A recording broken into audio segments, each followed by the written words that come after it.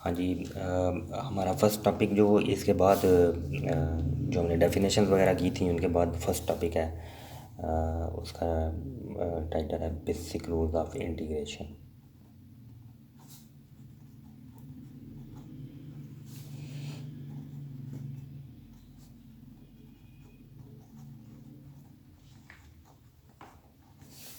तो basic rules of integration में सबसे पहले जो फर्स्ट रूल है वो है द पावर रूल।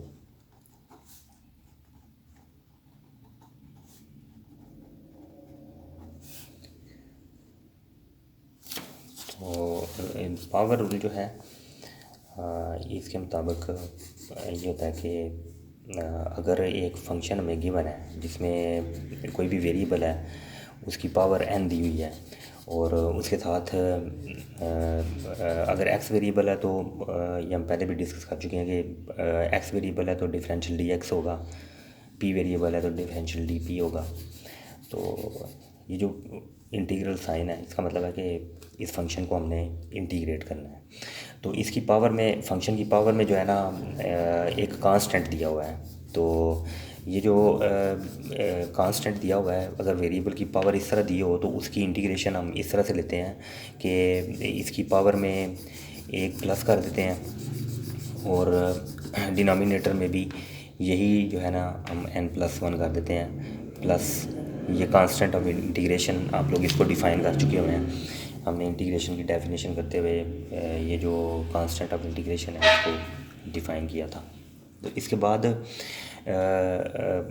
इसकी एग्ज़ाम्पल, तो एग्ज़ाम्पल जो है वो इस तरह से होगी कि जैसे बुक में जो एग्ज़ाम्पल दी हुई है हम उसी को यूज़ कर लेते हैं। x की पावर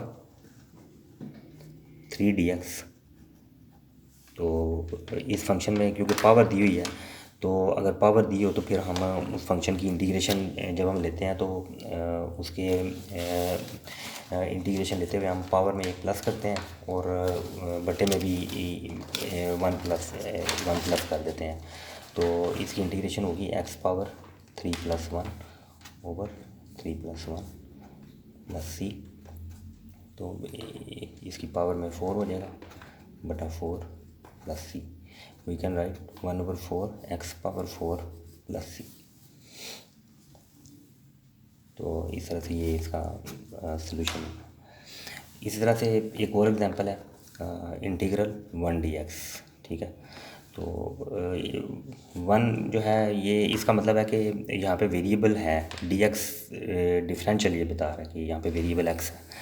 तो जो 1 है ना इसका मतलब है कि यहाँ पे x की पावर मैक्सिमम पावर 0 है। तो इस वजह से किसी भी वेरिएबल की पावर में अगर 0 हो तो हम उसको 1 लिखते हैं।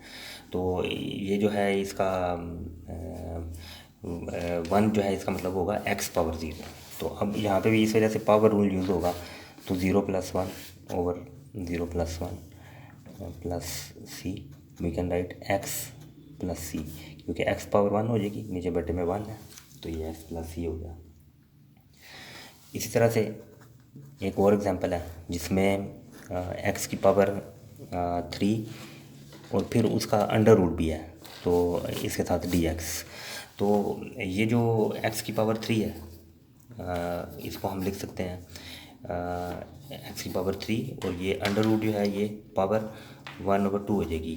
तो अब हम इसको अगर 3 को 1/2 से मल्टीप्लाई करें तो ये हो जाएगा x पावर 3/2 dx। अब हम यहाँ पे इजीली पावर रूल यूज़ कर सकते हैं। तो वो कैसे यूज़ करेंगे, x power 3/2 plus 1 over 3/2 plus 1 plus C. अब हम इसकी पावर में ये 3/2 प्लस 1 करें तो ये x raise to the power 5/2 हो जाएगा, बटे में भी 5/2 हो जाएगा प्लस सी। तो वी कैन राइट 5/2 है तो इसको हम लिख सकते हैं 2/5। ये ऊपर चला गया x की पावर 5/2 प्लस सी।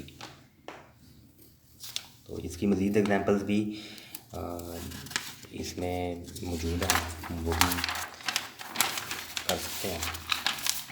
जैसे नेक्स्ट एग्जांपल है x integral 1/x⁴ x⁴ dx। तो इसको हम लिख सकते हैं x⁻⁻⁴ dx। तो यहाँ पे भी हम पावर रूल उसी तरह से यूज़ करेंगे, x⁻⁻⁴ + 1 ओवर -4 + 1 + c। तो x पावर हो जाएगी -3 बटा -3 + c। हम इसको लिख सकते हैं -1/3, और ये x की पावर -3 जो है नीचे आके 1/x⁴ भी हो सकती है, लेकिन ऐसे भी हम इसको लिख दें तो फिर भी ये ठीक है, ये इसका सलूशन होगा। तो इसके बाद नेक्स्ट जो है दूसरा रूल नंबर 2 है। रूल नंबर 2 है एक्सपोनेंशियल रूल।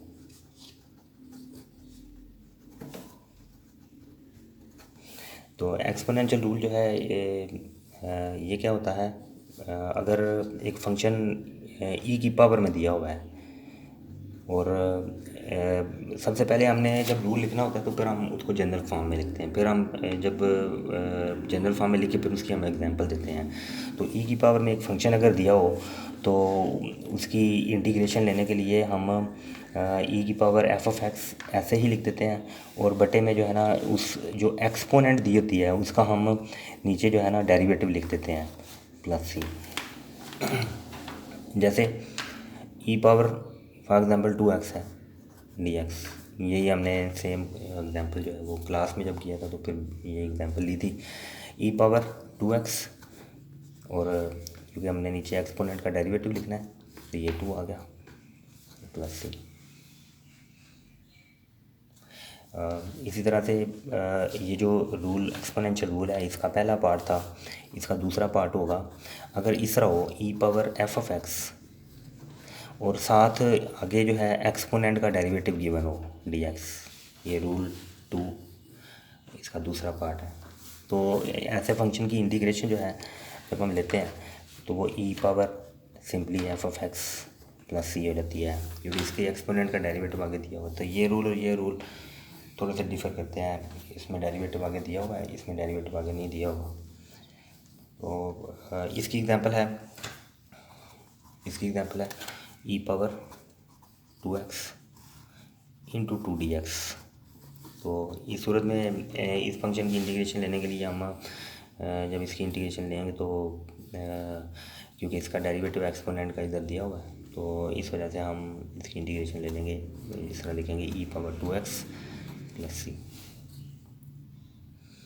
तो ये वाला जो रूल है इसको एक्सपोनेंशियल रूल कहते हैं। रूल 3 है इसके बाद। रूल 3 जो है यह है लॉग रूल।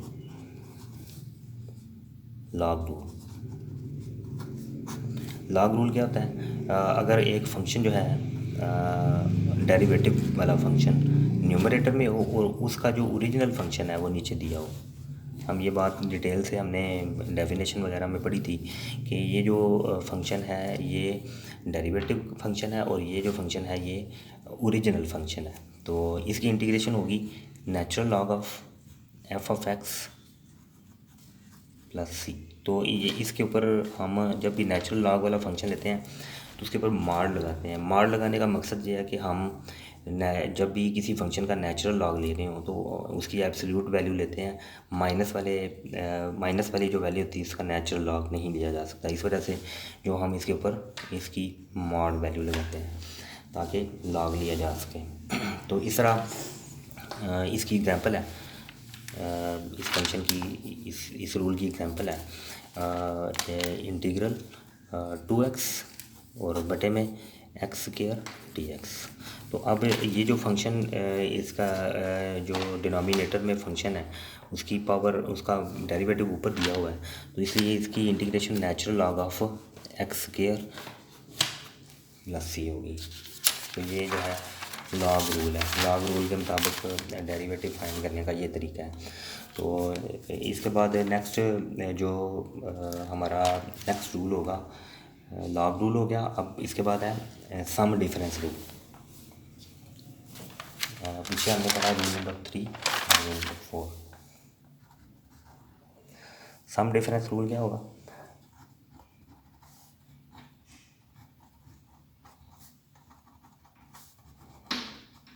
सम डिफरेंस रूल, तो सम डिफरेंस रूल क्या होता है कि अगर एक फंक्शन दिया हुआ है एफ ऑफ एक्स, और प्लस भी हो सकता है माइनस भी हो सकता है इसके अंदर जी ऑफ एक्स डी एक्स, अब दो अलग अलग फंक्शन है वो आपस में या तो जमा हो रहे हैं या सब्ट्रैक्ट हो रहे हैं, तो इसकी इंटीग्रेशन क्या होगी? F of x d x plus minus g of x d x.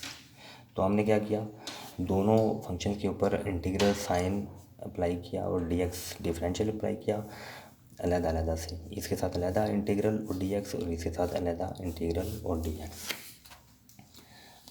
इसकी एग्जांपल है integral x cube plus x plus one D x. तो इंटीग्रेशन इसकी लेनी है तो फिर सम डिफरेंस रूल अप्लाई करेंगे। ये जो एक्स क्यूब है इसके साथ अलहदा डी एक्स, एक्स के साथ डी एक्स और वन के साथ डी एक्स। तो इसकी जो पावर है 3 है, तो ये 4/4 होगी, 1 + 1 + 1 प्लस ये एक्स की पावर 0 है डी एक्स, हमने पहले भी इसको पढ़ा था। ये 1/4 एक्स पावर 4 होगी, ये 1/2 एक्स पावर 2 हो गई, प्लस ये एक्स इसकी इंटीग्रेशन एक्स 0 + 1/0 + 1 प्लस सी होगी। तो ये इसका सॉल्यूशन होगा। नेक्स्ट एग्जांपल है integral 2e⁻2x plus 14x over 7x² plus 5 dx। तो यहाँ पे भी सम डिफरेंस रूल अप्लाई होगा, तो क्या हो जाएगा 2e⁻2x dx plus integral 14x over 7x² plus 5 dx। तो इसकी इंटीग्रेशन टू जो है ये डेरिवेटिव है, तो हम इसको लिख सकते हैं e⁻2x और ये इसका डेरिवेटिव dx प्लस ये इस तरह से 14x जो है ये 7x² प्लस 5 का डेरिवेटिव है। तो यहाँ पे हमने सम डिफरेंस अप्लाई किया है। तो इसके बाद पहला रूल जो अप्लाई हुआ है यहाँ पे कौन सा अप्लाई हुआ है? Sum difference. और यहाँ पे एक्सपोनेंशियल और यहाँ पे लॉग, ये तीन rule at the same time apply हो रहे हैं, सम डिफरेंस और एक्सपोनेंशियल और तीसरा लॉग वाला। तो इसकी इंटीग्रेशन, क्योंकि इसका एक्सपोनेंट का डेरिवेटिव जो है ये आगे दिया हुआ है, तो इस वजह से इसकी इंटीग्रेशन क्या हो जाएगी e⁻2x प्लस और फिर इसकी इंटीग्रेशन हो जाएगी log of 7x² plus 5 plus C, ये इसका सलूशन होगा। तो आज का हमने इतना ही ये रूल पढ़ने थे, 4 रूल हमने पढ़े हैं। इससे रिलेटेड एग्जांपल्स जो हैं वो बुक में दी हुई हैं, एक्सरसाइज प्रैक्टिस के लिए क्वेश्चन है, तो वो हम इसके बाद करेंगे।